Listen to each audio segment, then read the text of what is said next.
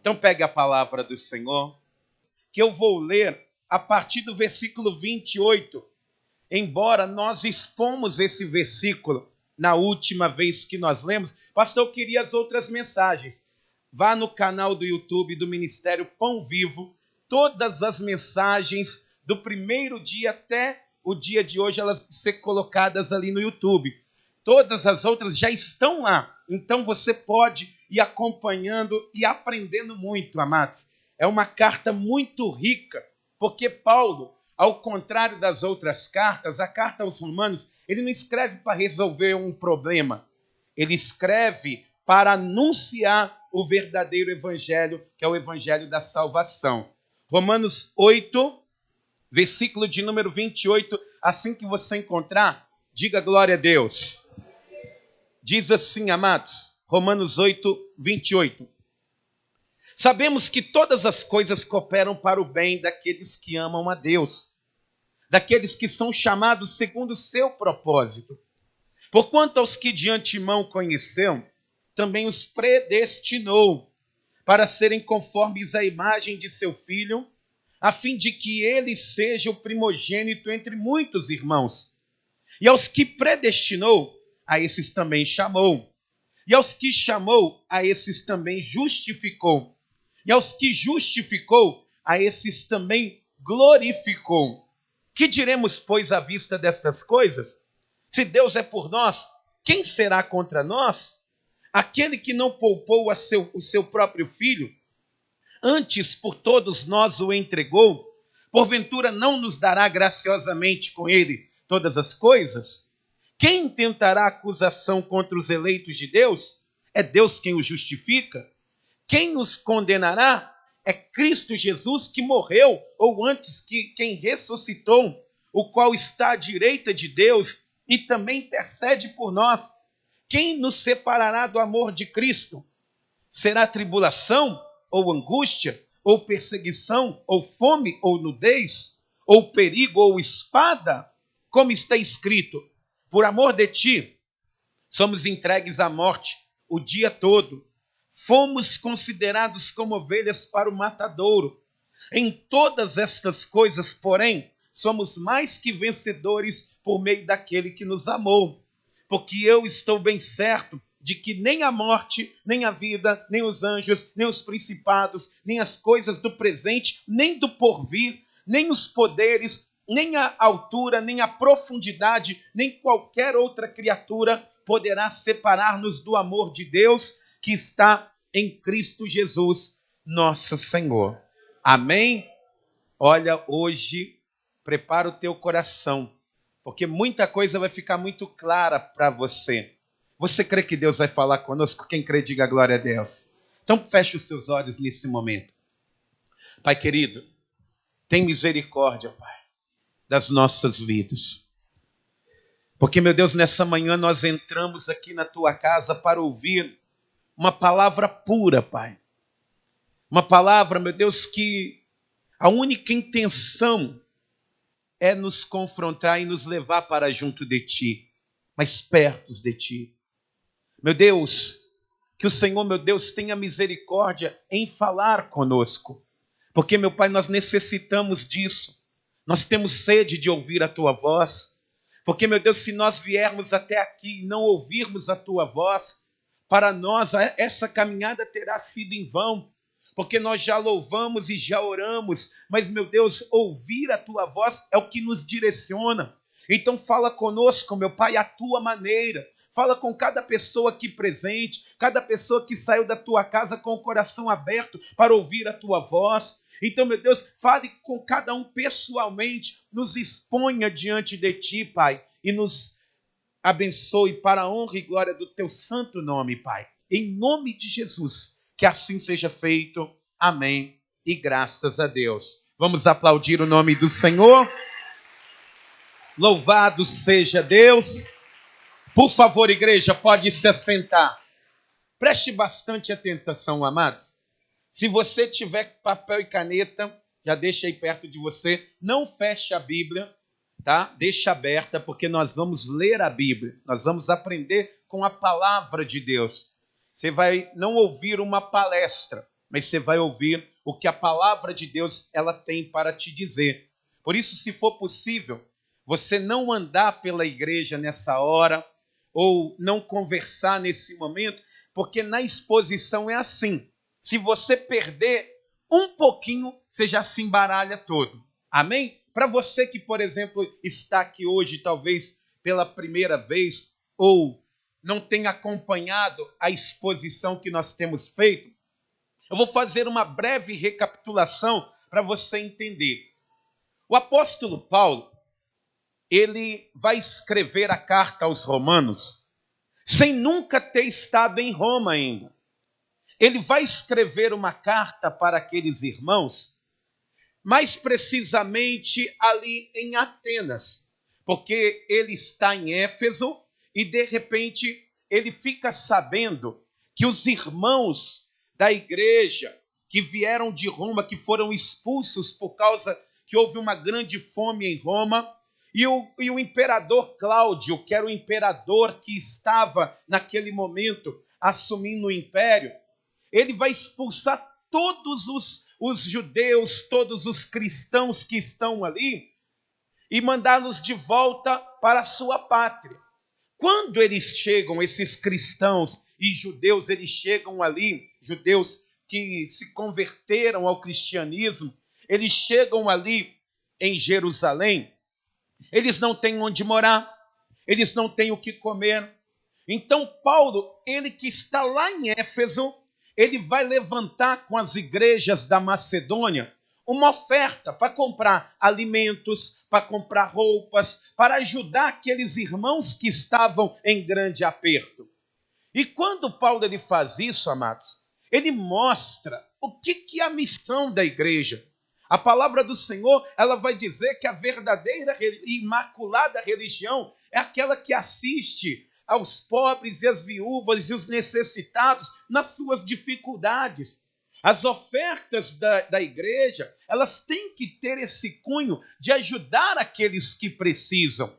E Paulo, como é um cristão de verdade, ele arrecada essa oferta e vai sair de Éfeso em direção a Jerusalém para levar essa oferta.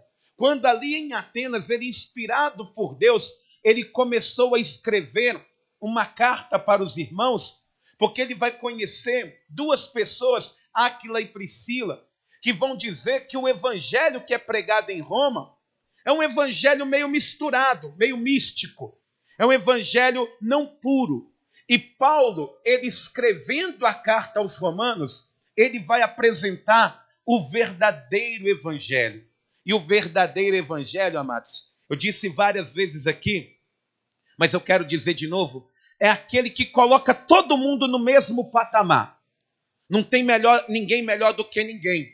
O pregador, ele é colocado no mesmo patamar que o ouvinte. O rico e o pobre estão no mesmo patamar. O branco, o negro, o homem, a mulher, todos eles são colocados no mesmo lugar e debaixo da mesma condenação. Porque Paulo ele vai escrever dizendo, todos pecaram e destituídos estão da glória de Deus. E o salário do pecado é a morte. Então, Paulo escrevendo essa carta, ele vai colocar todo mundo na mesma condenação. Mas quando ele faz isso, ele vai abrir uma porta de esperança, que é Cristo. Que por causa de Cristo, ele nos justificará. E aqueles que forem justificados por Cristo, eles sairão da sala da condenação e conseguirão estar junto de Deus naquele grande dia. Ele vai falar ali sobre santidade. Paulo, ele no capítulo de número 7, ele vai abrir o coração dele e vai mostrar que ele não é melhor do que ninguém, porque ele vai dizer coisas na sua carta muito íntimas. Ele vai dizer assim, por exemplo, que ele, Paulo, ele era muito pecador, porque às vezes o bem que ele queria fazer, ele não conseguia fazer, mesmo sendo um grande pregador, uma pessoa que conhece a palavra. Ele fala, mas o mal que eu não quero, eu sei que eu não posso fazer, eu faço. E ele vai revelar que mesmo o cristão que está em Deus, ele passa por provações, amado. Você que, por exemplo, diz assim: ah, pastor, tem dia que eu fico tão nervoso, tem dia que eu pego e fico tão chateado. Você tem que lutar para vencer isso. Mas não se martirize, porque você passa por situações desse jeito. Por causa que nós, enquanto estivermos aqui nessa terra, vai ter dias que nós vamos estar de pé, tem dia que nós vamos estar nos sentindo muito perto de Deus, mas vai ter dias que eu e você vamos estar nos sentindo um nada. Quem já se levantou assim algum dia falando: ah, pastor, eu me levantei um dia pensando em desistir, foi de tudo. Pensando em desistir de tudo porque eu não mereço, eu quero que tudo acabe.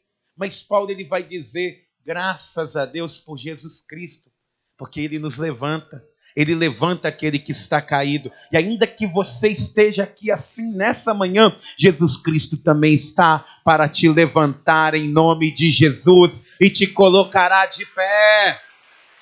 Amém?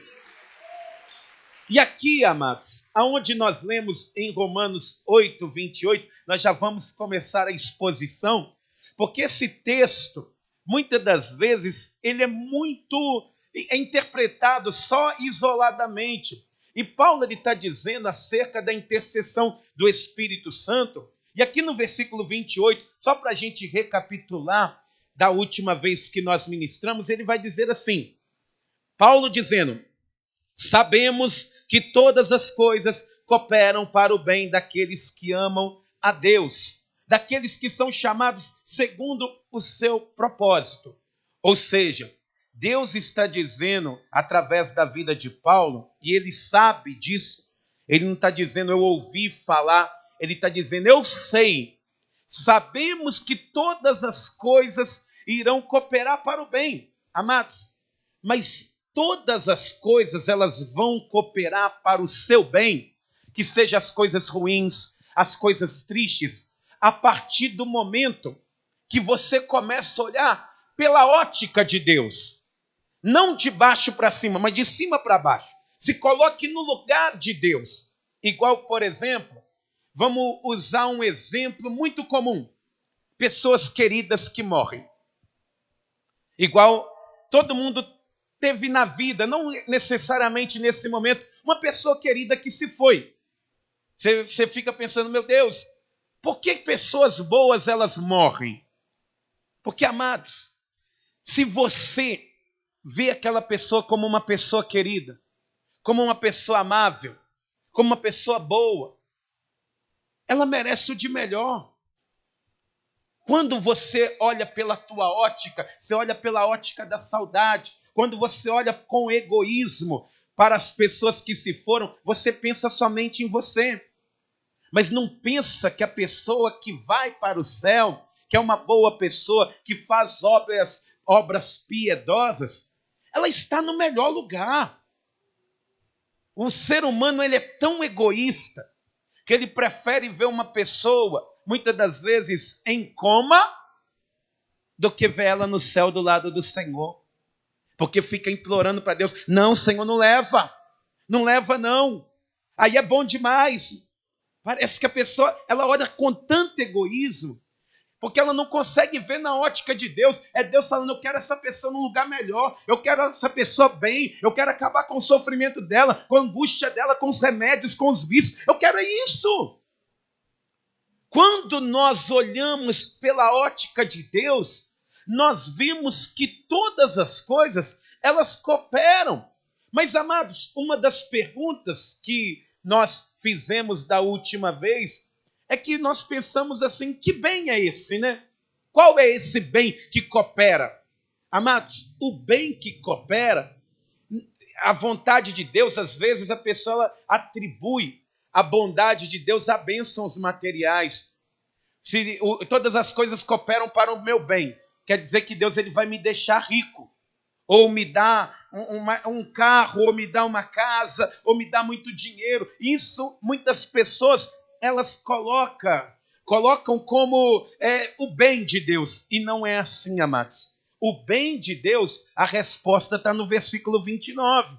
Diz aqui: porquanto aos que de antemão conheceu, também os predestinou para serem conformes à imagem de seu filho, a fim de que ele seja o primogênito entre muitos irmãos. Sabe qual que é o projeto de Deus? Não é te fazer rico nem pobre, não.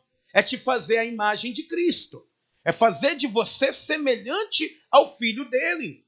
Só que a maneira que Deus ele trabalhou no filho dele, segundo a palavra de Deus, diz a palavra do Senhor que Deus trabalhou no filho naquilo que ele sofreu.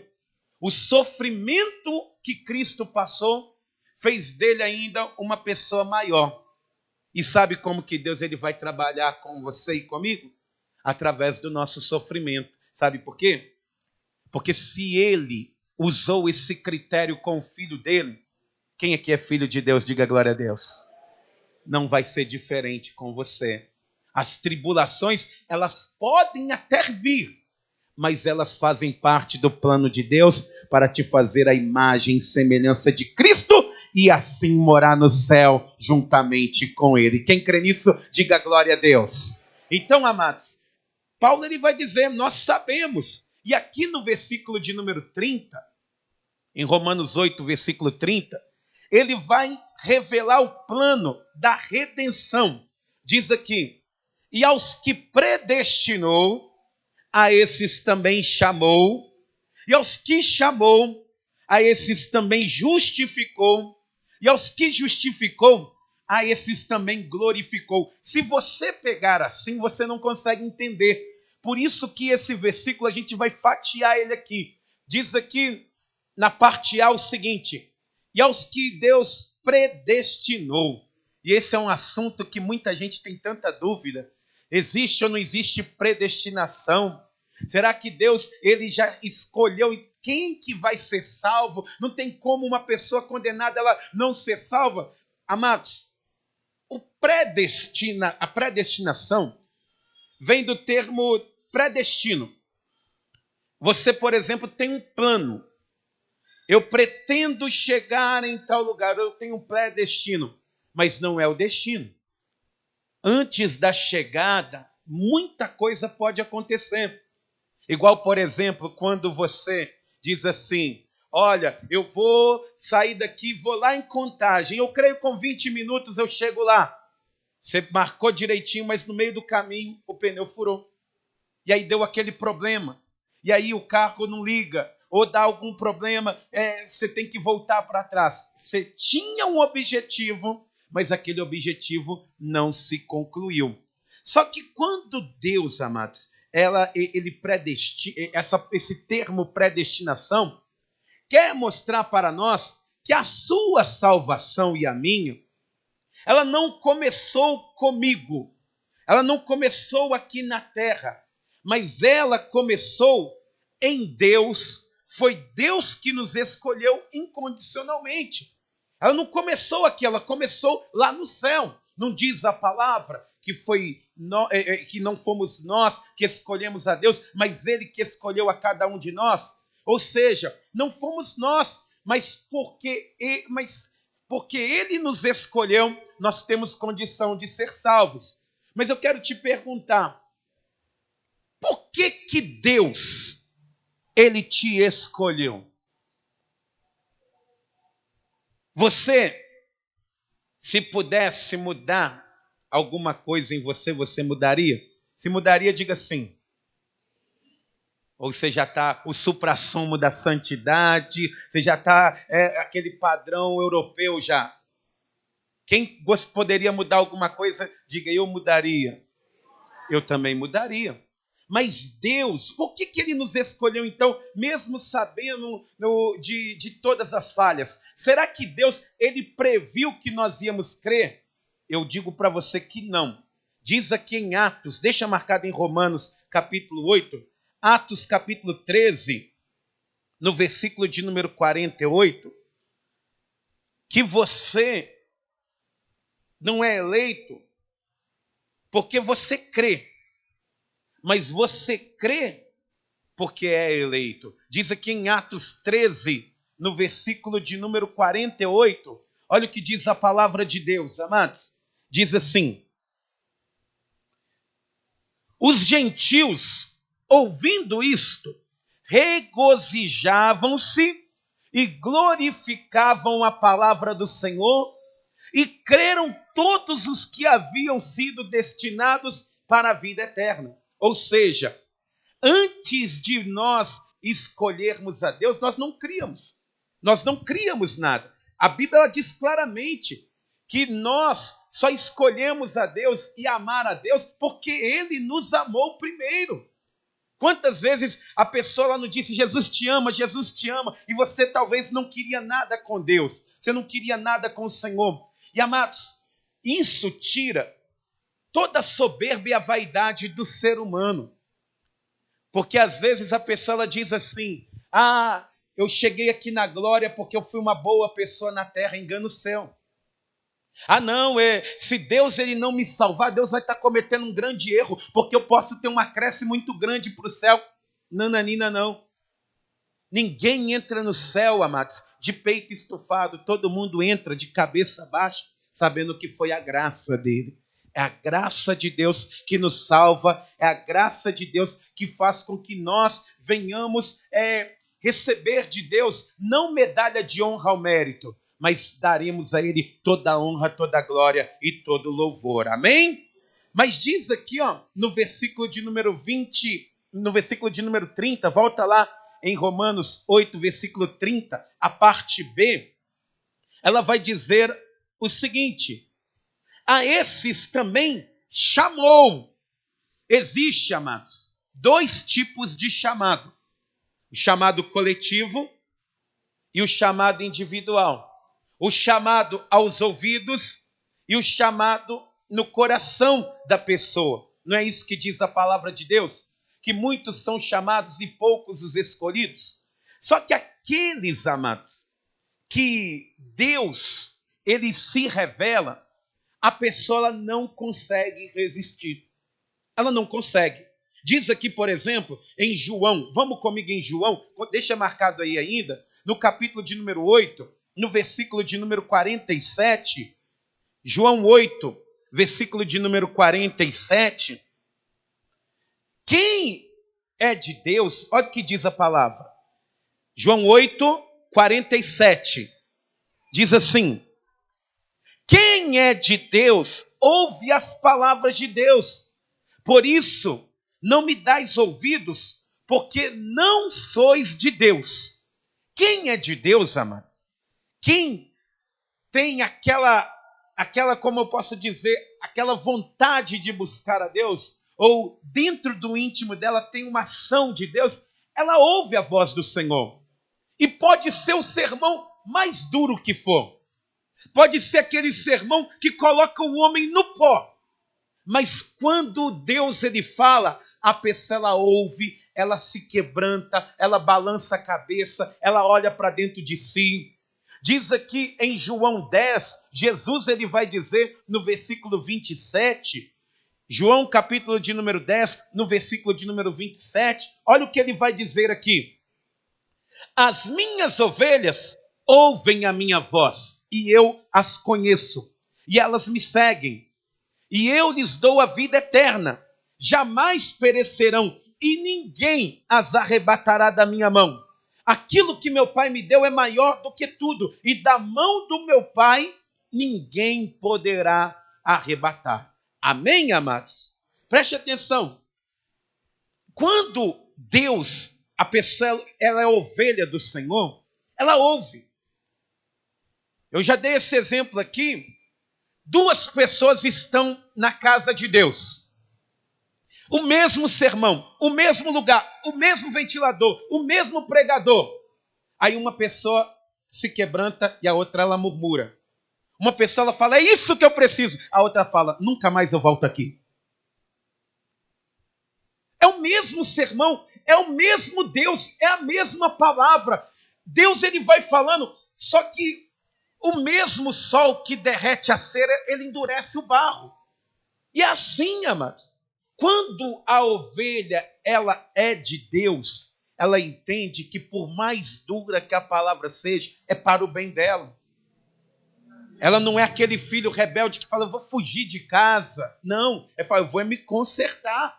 Eu não quero perder o favor do meu pai, não. Eu não quero perder o favor do meu Deus, não. Amados, nós temos que entender isso. E esse processo, quando a pessoa ela ouve e se quebranta, é chamado de regeneração. A regeneração é o momento que você estava morto e recebeu vida. Antes você queria morrer, mas depois da palavra eu quero é viver. Antes eu queria sumir, desaparecer. Não, agora eu quero é ajudar. Você recebeu vida porque os tampões dos ouvidos foram tirados, o coração de pedra foi tirado e foi colocado um coração de carne. Isso é o processo de regeneração, que a pessoa, quando ela ouve a voz de Deus, ela passa a ter. E aí, depois da regeneração, que você nem sabia que ia receber, aí vem o processo de conversão, que é baseado em fé e arrependimento, que aí é o momento que a pessoa ela tem consciência, igual você que se converteu, você já passa a saber quando é errado, aí você começa a pedir o quê? Perdão a Deus. Senhor, me perdoa pelo que eu fiz, me perdoa porque eu errei, me perdoa por causa daquilo que eu falei. Você está entendendo? Por isso que aquele que ele chama não consegue resistir. Aquele que é chamado de Deus, ele não consegue. É igual o chamado aos ouvidos, é quando Deus ele fala, venham, se arrependam, parem.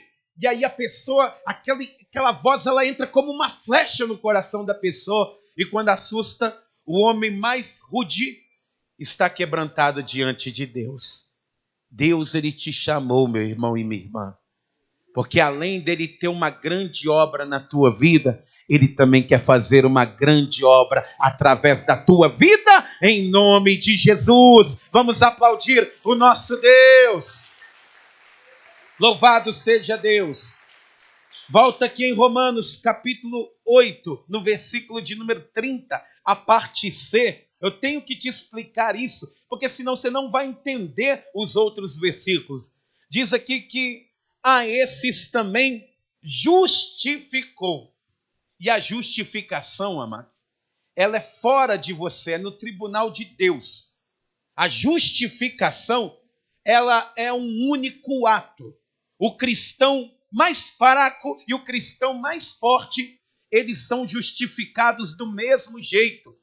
Não existe um cristão mais justificado do que o outro, porque Jesus Cristo, ele vai morrer por todos. E, amados, a justificação, ela é, nós teríamos que morrer por causa dos nossos pecados. Todos pecaram e destituídos estão da glória de Deus. E aí Deus, para que nós não morrêssemos, ele vai enviar o seu filho como representante legal, como seu fiador, e ele vai morrer no seu lugar. Ou seja, a justiça que tinha que ser satisfeita, que era o pecador morrer, foi toda lançada em Cristo. Toda ela foi lançada em Cristo. Todos os pecados do passado, do presente e do futuro, eles foram lançados em Cristo. É o cálice da ira de Deus. E Jesus, ele bebendo aquele cálice, ele vai morrer. E por causa da justiça dele, nós somos justificados e podemos entrar no reino de Deus. Amém? Então, nós somos justificados através de Cristo. Diga, eu sou justificado por Jesus Cristo. Está vendo? É Ele. Por isso que Ele é o caminho. Não existe padroeiro, não existe padroeira, não existe medianeiro, não existe medianeira, só existe Jesus Cristo. Amém? Versículo de número 30, parte D. Diz aqui, a esses também glorificou. E esse glorificou aqui, você vê que ele está no verbo sendo proferido no passado, né? No pretérito perfeito. Mas, amados, esse está no passado, esse glorificou aqui, não é verdade? Você que é bom de português aí, quem que é bom de português? Diga glória a Deus. Hein? Cadê aí a Letícia? Está no pretérito perfeito, né? Glorificou, né? Mas se está no passado, quer dizer que é um fato consumado. É como se ele já tivesse consumado. Só que eu vou te perguntar uma coisa. A glorificação é um fato que já está consumado? Sim ou não? Sim ou não, igreja? Vocês ficam em cima do muro, eu gosto disso, que é sinal que vocês estão entendendo. A glorificação, amados, ela não aconteceu ainda, porque eu ainda estou aqui um pobre pecador. Eu ainda preciso melhorar demais.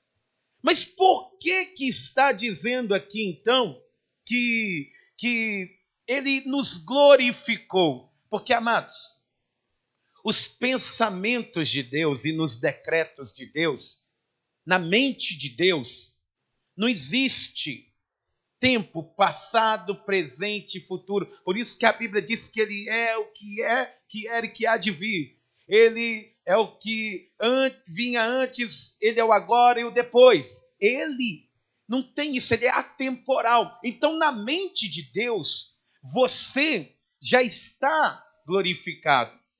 A realidade e o decreto de Deus, o pensamento de Deus é a mesma coisa. Deus, por exemplo, ele não precisa, igual nós, de atualizações. Deus ele não precisa de upgrade nos planos dele. Não. Na mente de Deus, o decreto dele é um só. Aqueles que creem no Filho dele, que perseverarem até o fim, que cumprirem toda a justiça, eles irão ser glorificados e já estão glorificados. Por exemplo, vou te dar um exemplo dentro da Bíblia. No ponto de vista do céu, tudo está acontecendo conforme o combinado. Jesus ele diz lá em Mateus 24 assim, vão ter pestes. Mas ele disse isso há 2000 anos atrás. Vão ter terremotos, vão ter perseguições. Jesus ele disse ali claramente de tudo que iria acontecer. E aí, nós como cristãos dizemos, está acontecendo a palavra. É a profecia de Deus. É o que Jesus ele disse lá atrás que está se cumprindo. Mas sabe por quê? Porque Deus, na mente dele, ele já consegue ver, amados, o que vai acontecer. Jesus ele poderia ter dito assim, gente, no ano 2021 vai ter uma pandemia, está escrito. Mas ele fala do modo geral, por causa que os planos, os juízos de Deus são completamente insondáveis pelo homem, mas são completamente decretáveis pelo próprio Deus. Quem está entendendo isso, diga glória a Deus. Então eu quero que você entenda isso. Não há possibilidade de uma pessoa que vive como salvo perder a salvação. Entenda isso. Não há possibilidade de uma pessoa que foi salva e vive como salva, viu? Porque às vezes a pessoa ela pensa assim, não há possibilidade de perder a salvação, não. Agora eu vou deitar. Já que não pode perder a salvação, eu vou agora fazer tudo o que eu queria. Agora eu vou me libertar. Agora eu vou fazer tudo o que eu não fiz até hoje.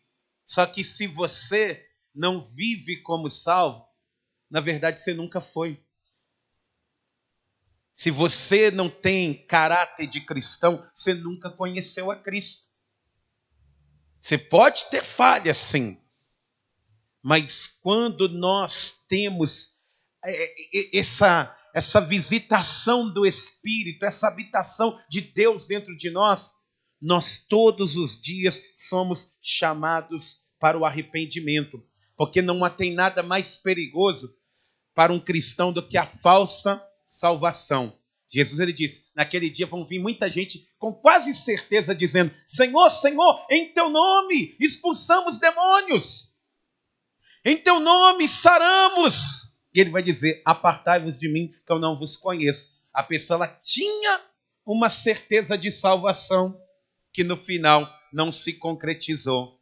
Outro dia eu comentava com os obreiros que você, quando chegar lá no céu, e tomara que você chegue, tá?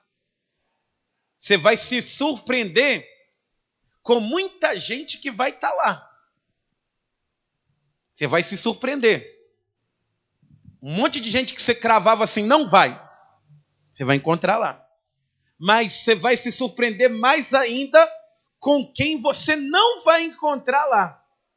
Que você dizia, poxa, aquela pessoa era uma santa, aquela mulher era maravilhosa, aquele homem ali era um homem de Deus. Você vai se surpreender que você vai procurar e não vai achar. Porque muitos que diziam que faziam muita coisa, na verdade não estão fazendo nada. O que você está fazendo, hein? Hein? Pergunta para quem está do teu lado, o que você está fazendo? Dá só um tapinha para não doer, tá bom? Amém?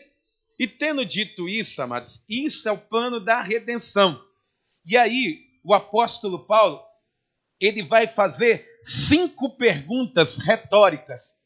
E a pergunta retórica é aquela que você já faz sabendo a resposta. Entendeu? Diz aqui em Romanos 8, no versículo 31, a pergunta, agora você começa a entender o que virou muito jargão gospel aí, o contexto que Paulo está dizendo aqui, por exemplo, no versículo 31. Que diremos, pois, à vista dessas coisas? Se Deus é por nós, quem será contra nós? Paulo está dizendo, depois que eu disse para você que ele te chamou, que ele te justificou, que ele te glorificou, que ele te predestinou, o que nós vamos dizer diante de tudo isso? Se Deus é por nós, quem será contra nós, hein?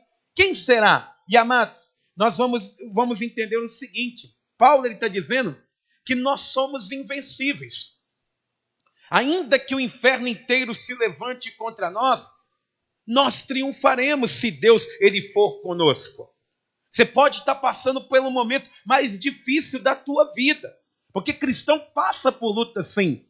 Passa por dificuldade. Mas se Deus for com você, você foi chamado por Deus. Você ouviu a voz de um Deus vivo. Você ouviu a voz de um Deus poderoso. Ele te dará vitória. Ele entrará na batalha com você. E todo mal que se levantará vai cair se Deus ele for conosco. Em nome de Jesus. Então entenda. Quando nós temos Deus em nosso favor, nós somos invencíveis em todas as coisas. Versículo de número 32, ele vai fazer a segunda pergunta. Diz assim, aquele que não poupou o seu próprio filho, antes por todos nós o entregou, porventura não nos dará graciosamente com ele todas as coisas? Sabe o que Paulo está fazendo? Uma escala. Ele está colocando parâmetros. Ele diz assim, se quando nós éramos pecadores, Deus ele não nos deu o seu melhor, que era o filho dele.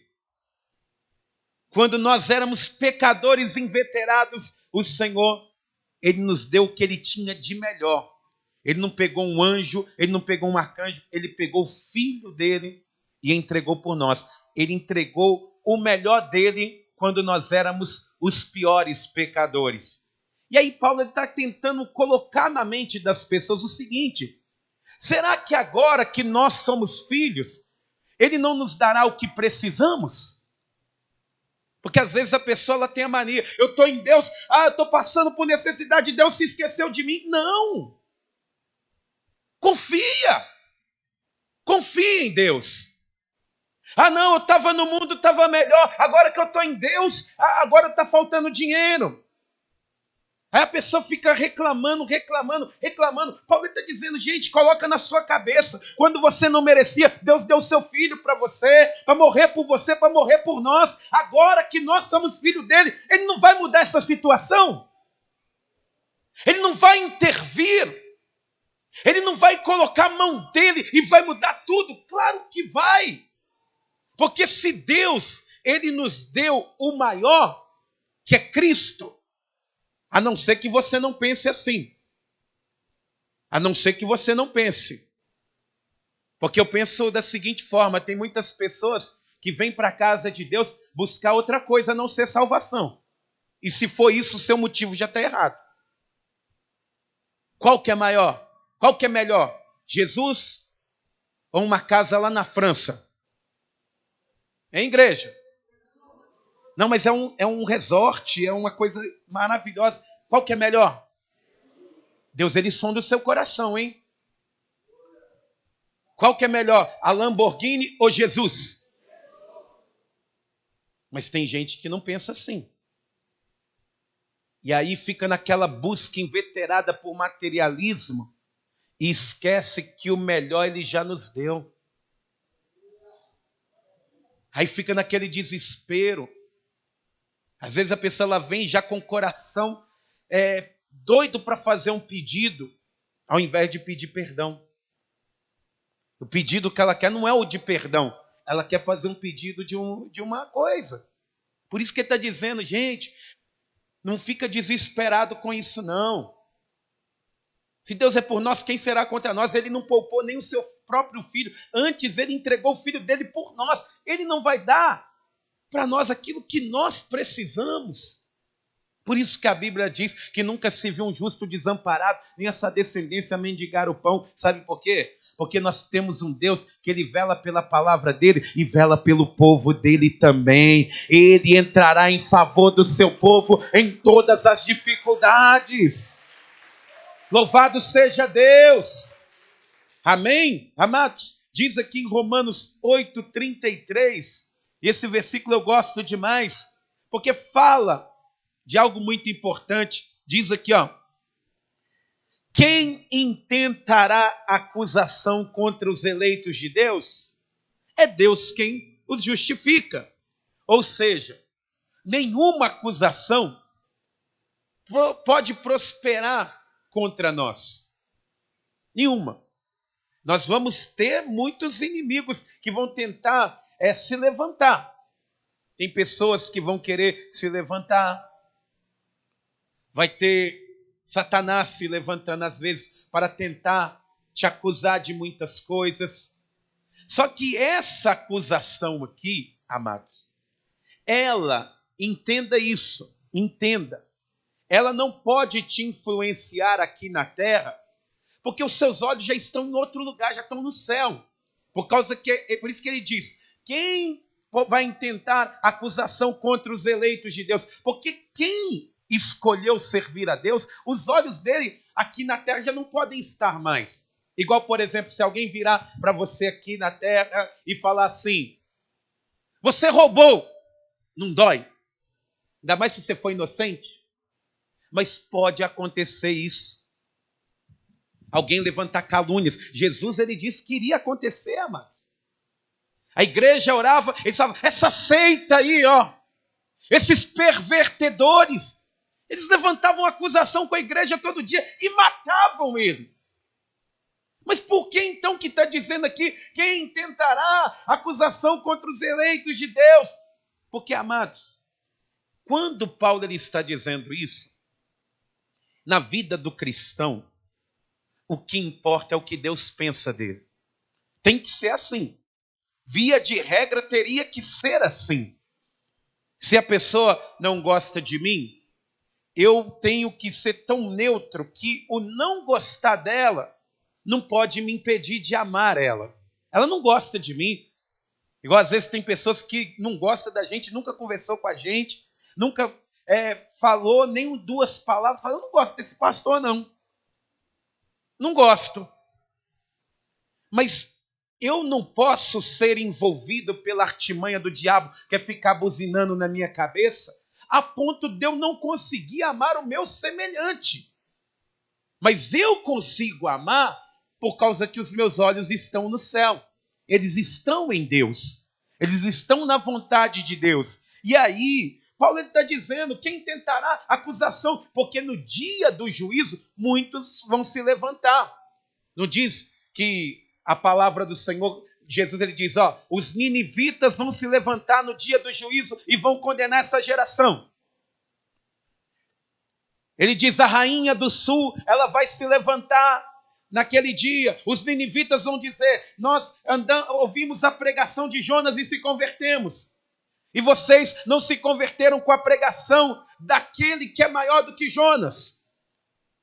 Eles vão dizer, olha, a rainha do sul, ela foi até os confins da terra para ouvir a pregação de Salomão. E vocês não se converteram com a pregação e com o amor daquele que é maior do que Salomão. que é Jesus Cristo. E muitos vão ser condenados. Muitos que ouviram a palavra e não creram vão ser condenados. Satanás, ele vai se levantar como acusador e vai condenar muita gente.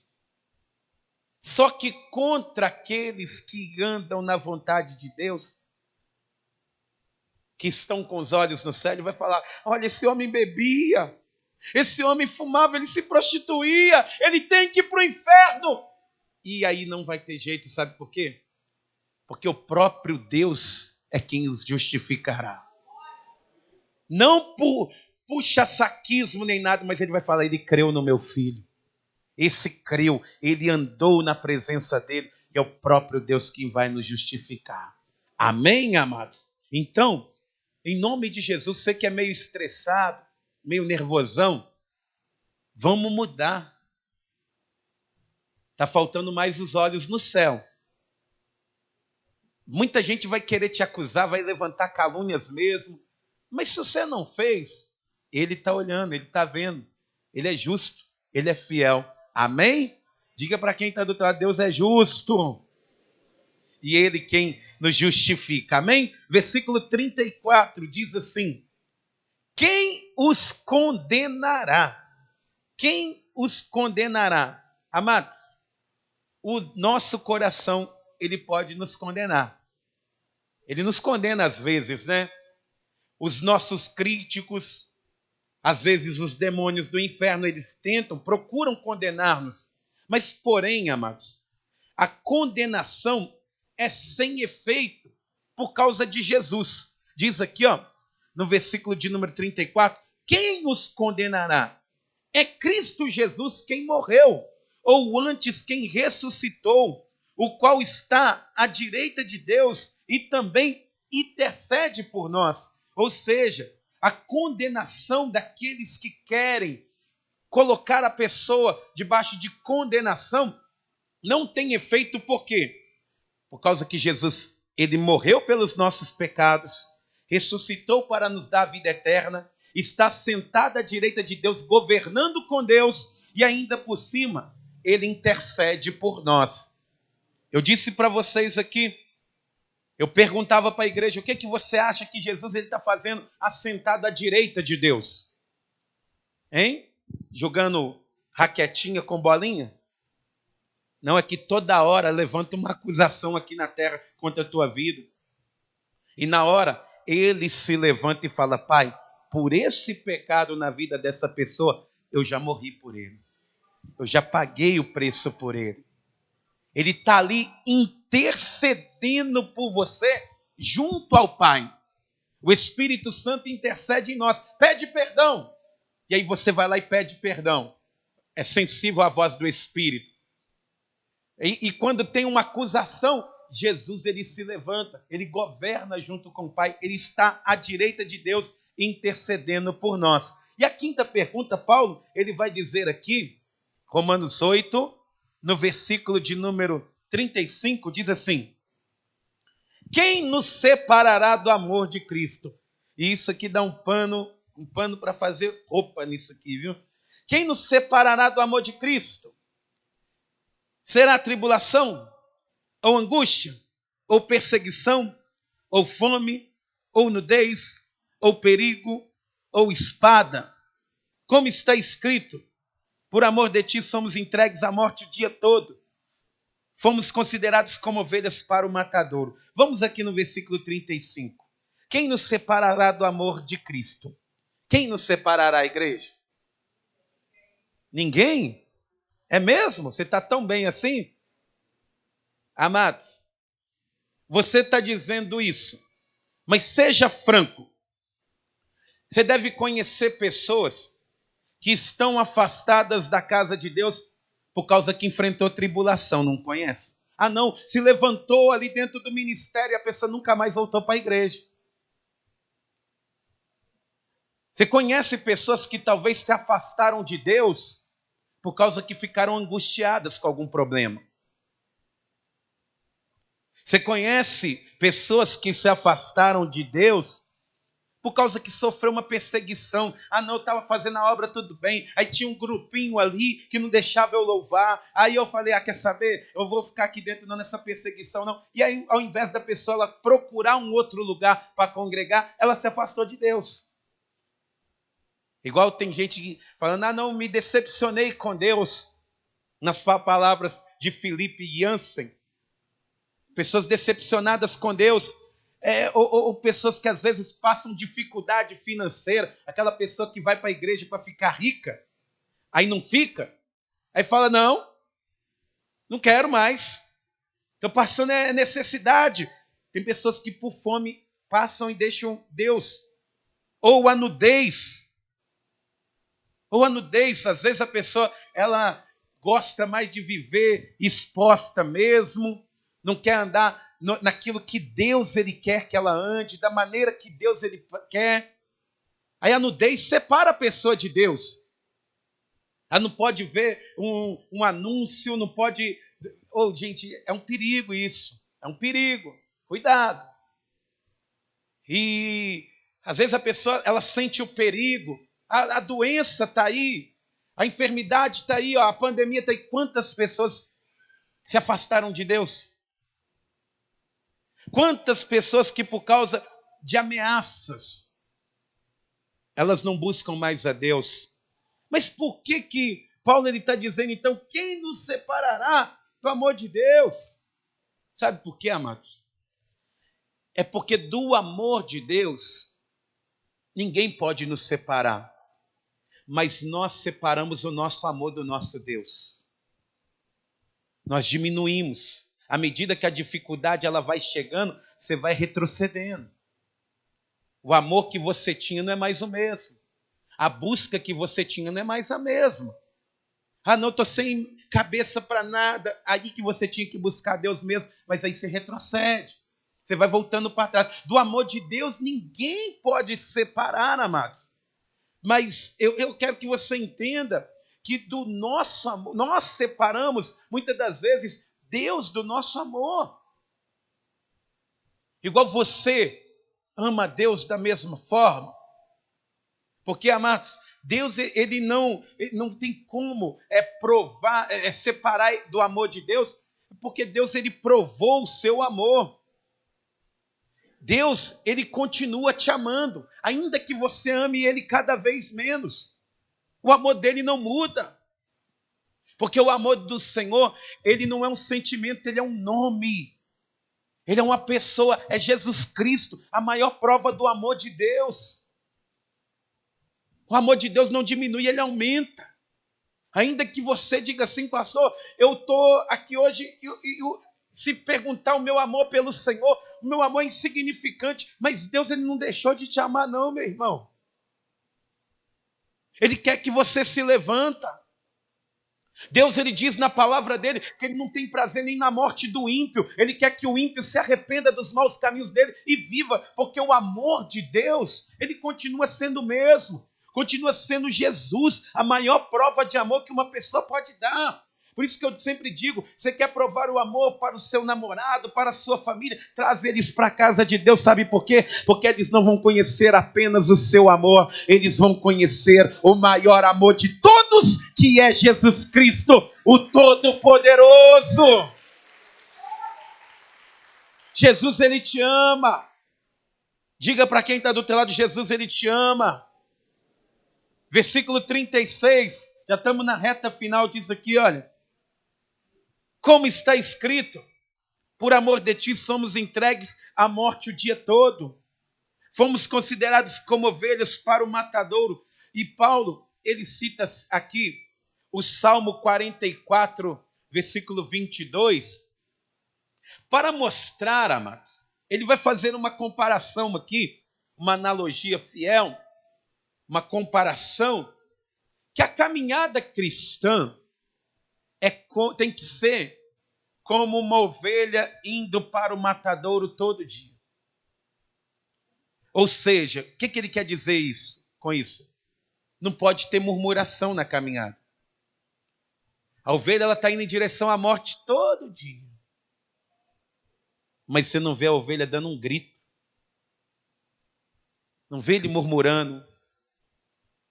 Não olha para o Criador, o que estava cuidando dela, e começa a gritar de uma maneira rude, não. Paulo está dizendo, o cristão de verdade, no que vive a verdade de Deus, ele todo dia, talvez ele está vivendo a última caminhada de vida dele. Mas ele não murmura por isso. Ele não reclama. Ele é como uma ovelha indo para o matadouro. E aí, eu quero abrir só esse tempinho para você pensar. Você tem sido uma pessoa que tem passado pelos problemas da vida sem reclamar? Ou você já se pegou reclamando com Deus? E sem querer você estava reclamando não com Deus, mas reclamando de Deus. Porque quem entregou a vida para Jesus, quando reclama, reclama dele. Está murmurando dele, da vontade dele, do que ele pode fazer, amado. Paulo está dizendo, você que está aqui, nós que estamos ouvindo, nós precisamos entender que vamos ter problemas, amado. A morte nos espera, mas nós vamos viver como se fosse o último dia da nossa vida, em silêncio. Eu vi uma reportagem outro dia de um cristão lá no Egito, de 62 anos, porque fez uma igreja. Vieram pessoas, sequestraram ele, quebraram todos os dentes da boca dele, torturando para que ele dissesse, eu nego a minha fé. E ele, sem nenhum dente da boca, 62 anos, não negou a sua fé. E aí eles fizeram um vídeo, e para intimidar aqueles que seguem a Cristo, e deram um tiro na cabeça de um senhor de 62 anos, porque ele não negou a sua fé.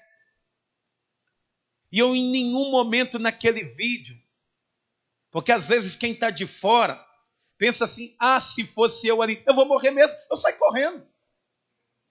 Né? Às vezes a pessoa, não, eu tento correr, vou morrer mesmo. Mas meu irmão, a gente é entregue como uma ovelha indo para o matadouro. A gente não corre não, a gente vai em direção à morte, glorificando ao nosso Deus. É assim que tem que ser.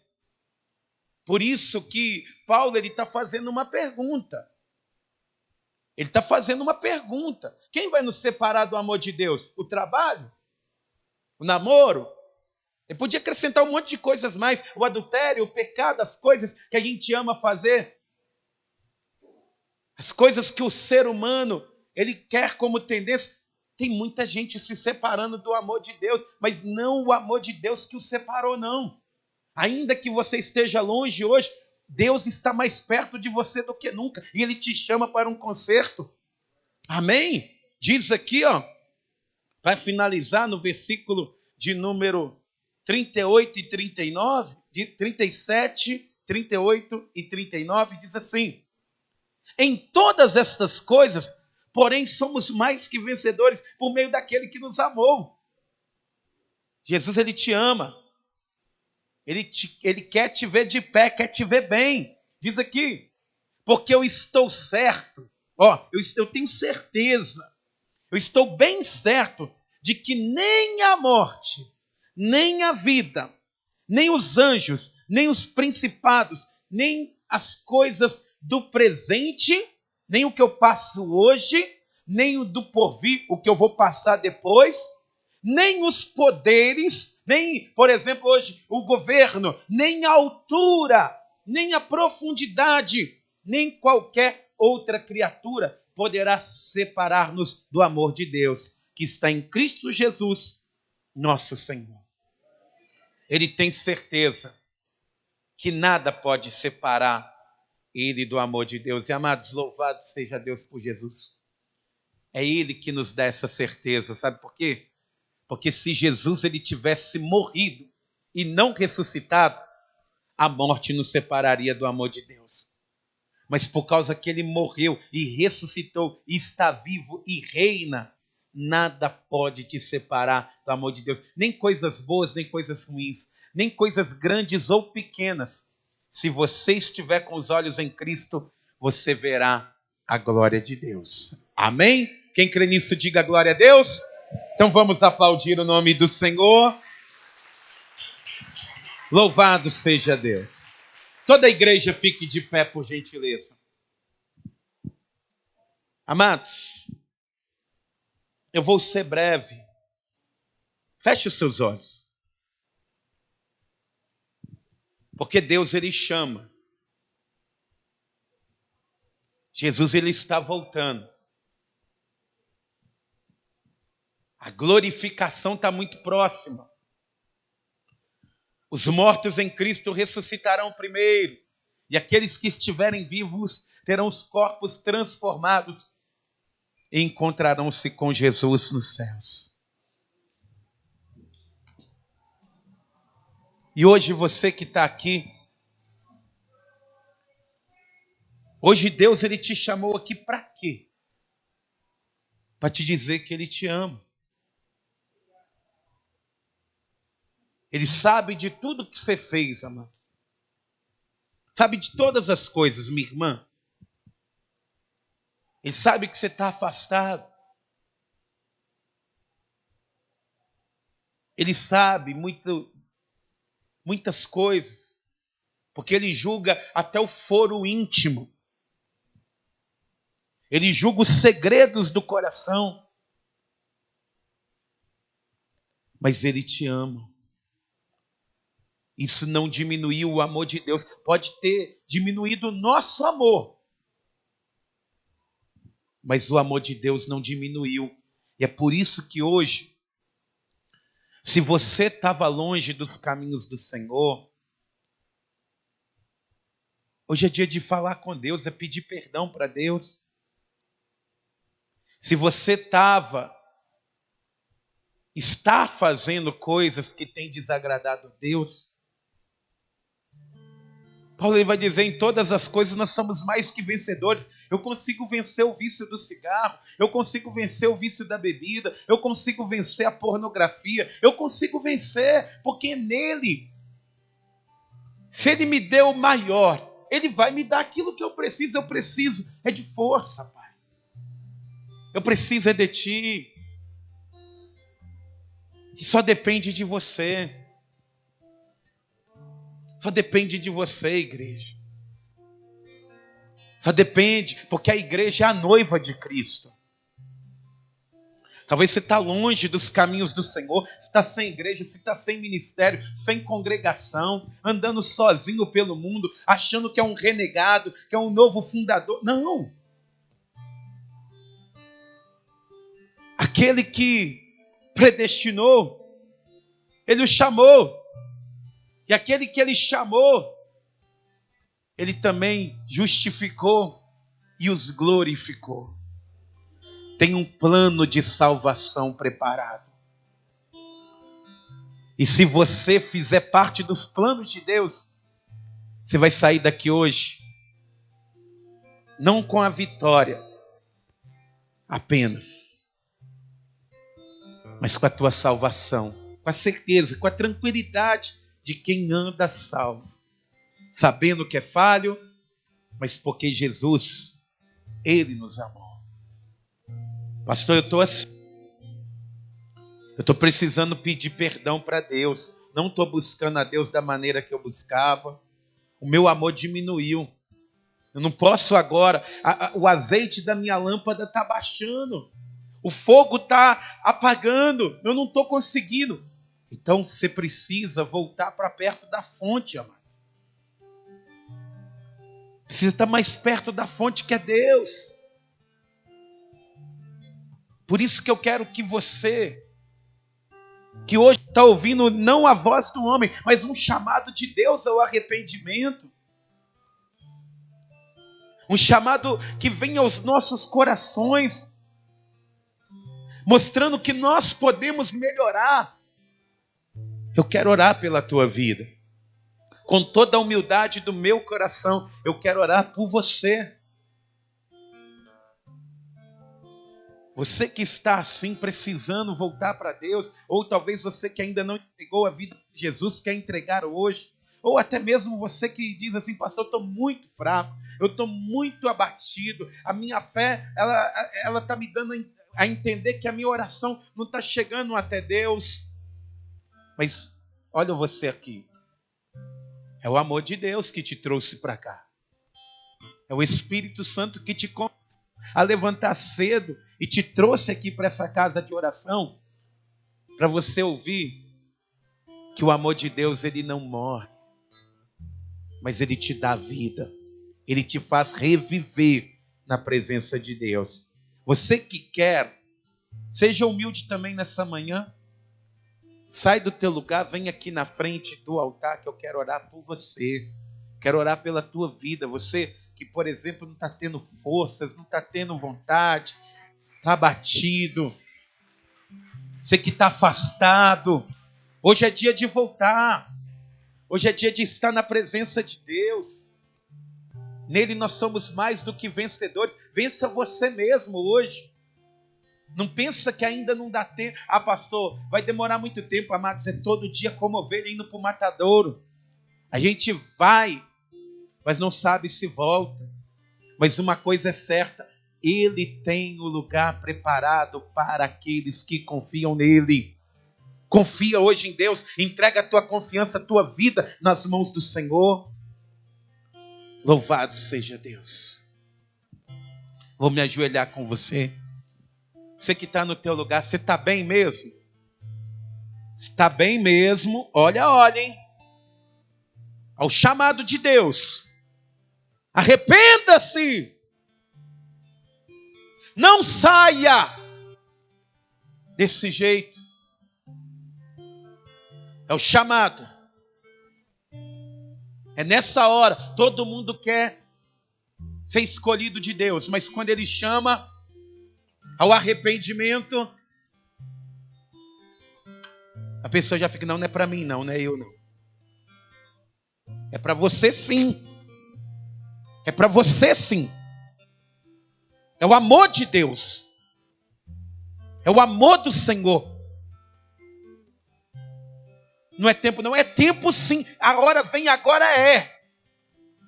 É hoje. Vocês que estão aqui diante do altar, põe a mão na altura do teu coração, feche os seus olhos. Deus ama vocês. Vocês que estão de pé, põe a mão na altura do teu coração também. Deus ama vocês. Mas é quando nós nos arrependemos, é que nós mostramos o nosso amor. As lutas não podem diminuir o meu amor pelo meu Deus. E se tem diminuído, é hora de pedir perdão. Você que está aqui diante do altar, fale com Deus. Deus está te ouvindo nessa hora. Ele está ouvindo até a batida do teu coração. Então fale com o Senhor que eu quero orar pela tua vida. Deus maravilhoso. Pai amado, como é bom, Senhor, estar junto de Ti. Meu Deus, eu te louvo por essa oportunidade maravilhosa que o Senhor dá à sua igreja, Pai. Que o Senhor dá a todos nós. Porque, meu Deus, hoje crescemos muito diante do Senhor, sabendo, meu Pai, que Jesus Cristo é o teu verdadeiro amor, Pai, expresso na cruz do Calvário e em nossas vidas. Mas estão aqui diante do altar, meu Deus, pessoas que estão hoje pedindo perdão, que com toda a humildade do seu coração, meu Pai, chegam diante do trono da Tua graça para se consertar contigo. Porque, meu Deus, a nossa vida ela não pode ficar dessa maneira, não. Nós não podemos aceitar. Às vezes o Senhor está nos abençoando e nós estamos reclamando. Às vezes o Senhor está abrindo portas e nós estamos querendo mais ainda, Pai. Nos ensina a ser gratos, Deus. Nos ensina a ser gratos, Pai. Nos ensina a olhar todos os dias, meu Pai, que levantamos como o melhor dia das nossas vidas. Porque o nosso hoje pode ser melhor do que o ontem e o amanhã pode ser melhor, Pai. Se assim o Senhor nos permitir. Ensina a tua igreja, meu Pai, a olhar para ti, Senhor. A não colocar a ira deles sobre o sol. Nos ensina, meu Deus, a olhar para o céu e ver, meu Pai. O que o Senhor tem preparado é muito maior e muito melhor, Deus. Em nome de Jesus. Mas, meu Deus, eu clamo ao Senhor. Levanta esse teu servo e essa tua serva diferente. Ele pode vencer esse mal, Pai. Ele pode vencer esse vício. Ele pode vencer essa perturbação, essa doença, essa depressão, sim. Ela pode vencer, meu Deus, no Senhor. Esses que estão de pé hoje, eles podem continuar de pé todos os dias em Ti, Pai. Mas nos ensina a ser humildes, Pai. Porque, meu Deus, se nós cairmos, a Tua mão nos levantará. Se nós fracassarmos, o Seu Espírito nos consolará. Mas, meu Deus, a alegria do Senhor, ela continuará sendo a nossa força até o último dia das nossas vidas. Nos mantenha, meu Deus, galgados, firmados na Tua presença. Em nome de Jesus, que assim seja feito. Amém. E graças a Deus. Aplauda o nome do Senhor.